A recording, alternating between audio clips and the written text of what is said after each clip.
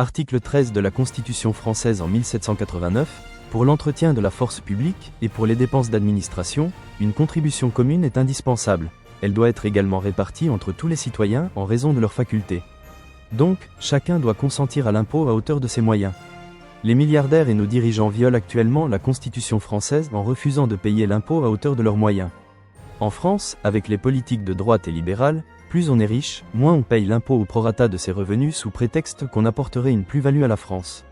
Pire que ça, on les subventionne. 211 milliards par an.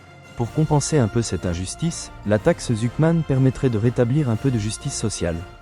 Mais nos sénateurs et nos députés de la Macronie ou RN la rejettent. Pourquoi ? Tout simplement parce qu'ils en profitent eux-mêmes en pratiquant le pantouflage.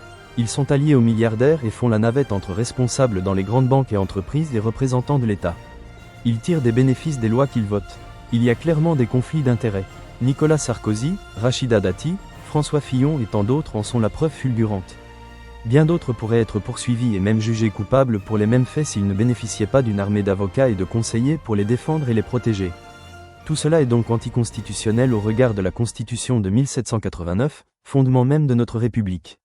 Nous devons une nouvelle fois nous battre pour l'abolition des privilèges en coupant la tête au libéralisme. Aux armes citoyens, en grève les travailleurs. Stoppons-les, maintenant, pour la République, pour la France.